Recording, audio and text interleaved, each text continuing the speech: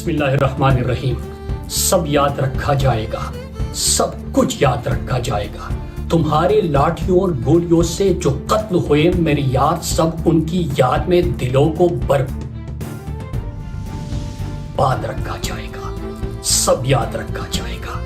تم سیاہیوں سے جھوٹ لکھو گے، ہمیں معلوم ہے ہو ہمارے خون سے ہی سچ ضرور لکھا جائے گا۔ موبائل، ٹیلی فون، انٹرنیٹ بھری دوپہر میں بند کر کے سر اندھیری رات میں پورے شہر کو نظر بند کر کے ہتھوڑیاں لے کر دفتن میرے گھر میں گھس آنا، میرا سر بدن میری مختصر سی زندگی کو توڑ جانا، میرے لختے جگر کو بیچ چوراہے پر مار کر یوں بے انداز کھڑے ہو کر جھڑ میں تمہارا مسکرانا، سب یاد رکھا جائے گا، سب کچھ یاد رکھا جائے گا۔ دن میں میٹھی میٹھی باتیں کرنا سامنے سے سب ٹھیک ہے، ہر زبان میں تتلانا، رات ہوتی ہی حق مانگ رہے لوگوں پر لاٹیاں چلانا، گولیاں چلانا، ہم ہی پر حملہ اور ہم ہی کو حملہ اور بتانا، سب یاد رکھا جائے گا، سب کچھ یاد رکھا جائے گا۔ یہ بھی یاد رکھا جائے گا کہ کس کس طرح سے تم نے وطن کو توڑنے کی سازشیں کی، اور یہ بھی یاد رکھا جائے گا کہ کس کس طرح سے ہم نے اس وطن کو جوڑنے کی خواہشیں کی۔ جب کبھی ذکر آئے گا جہاں میں طور زندگی کا، ہمارا نام یاد رکھا جائے گا کہ کچھ لوگ تھے جن کے ارادے ٹوٹے نہیں تھے لوہے کے ہتھوڑیوں سے، کہ کچھ لوگ تھے جن کے ضمیر بھکے نہیں تھے اظہارداریوں کی کوڑیوں سے۔ بھلے بھول جائے پلک آنکھوں کو موننا، بھلے بھول جائے زمین اپنی دوری پہ گھومنا، ہمارے کٹے پروں کی پرواز کو، ہمارے پھٹے گلوں کی آواز کو یاد رکھا جائے گا، سب کچھ یاد رکھا جائے گا۔ تم ہمیں قتل کر دو، ہم بن کے بھوت لکھیں گے تمہارے قتل کے سارے ثبوت لکھیں گے، تم عدالتوں سے بیٹھ کر چٹکلے لکھو، ہم دیواروں پر انصاف لکھیں گے، بہرے بھی سن لے اتنا زور سے بولیں گے، اندھے بھی پڑھ لے اتنا صاف لکھیں گے، تم زمین پر سن لکھو، آسماں پر انقلاب لکھا جائے گا، سب یاد رکھا جائے گا، سب کچھ یاد رکھا جائے گا۔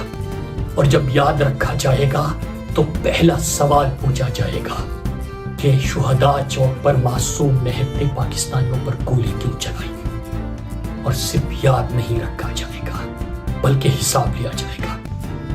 میرے پاکستانیوں، اس ملک کا ایک دستور ہے، اور اس دستور، اس آئین 73 کے آئین کے مطابق حاکمیت اعلیٰ کا اختیار اللہ تعالیٰ کو حاصل ہے اور طاقت کا سرچشمہ عوام۔ لیکن جب خود کو زمین پر خدا سمجھنے والے، خود کو طاقتور سمجھنے والے عوام کے فیصلے کے برعکس بلکہ عوام کے فیصلے کو جوتے کی نوک پر رکھتے ہیں، تو پھر 180 سیٹوں والوں کو ہرا کر 17 سیٹوں والوں کی حکومت بنتی ہے۔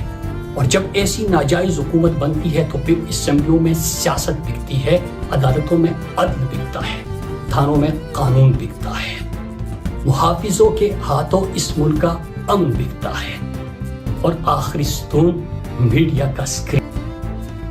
ایک چیز جو پوری قوم ایکسپیکٹ نہیں کر رہی تھی، ہر جبر، ہر ظلم، بار بار ان کی سازشیں، ملک کو توڑنا، عوام کے اوپر ظلم کرنا، اغوا کرنا، لاپتہ کرنا، تشدد کرنا، آئین توڑنا، آئین کو پامال کرنا، سب کچھ یہ پاکستانی قوم ایکسپیکٹ کر رہی تھی۔ لیکن کبھی انہوں نے نہیں سوچا تھا جو چیز بلوچستان اور سابقہ فاٹا والوں نے دیکھا تھا، وہ اسلام آباد کے شہروں پہ پاکستان کے ریڈ زون کے سامنے، ریڈ زون میں پوری دنیا نے دیکھا کہ یہ اپنے لوگوں پر بھی گولیاں چلاتے ہیں۔ جو قوم کا ایک مان تھا کہ یہ سب کچھ کر سکتے، اپنے لوگوں پر گولیاں نہیں چلا سکتے، وہ مان بھی ختم، وہ بھرم بھی ٹوٹ گیا۔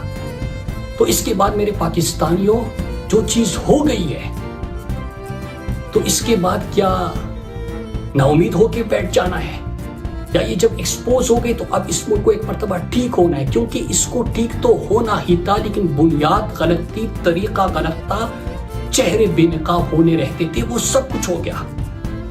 تو میرے پاکستانیوں، اب وہ ہونے جا رہا ہے۔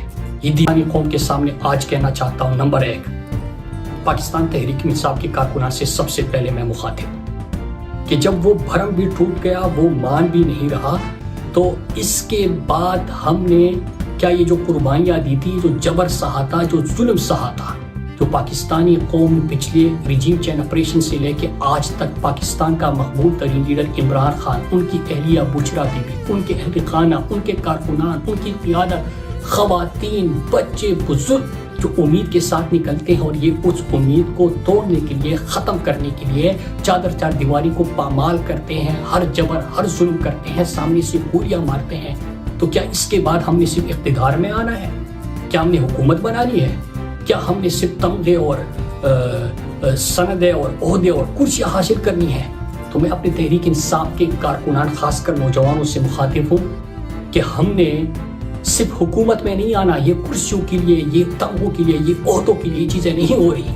یہ پاکستان کو بدلنا ہے.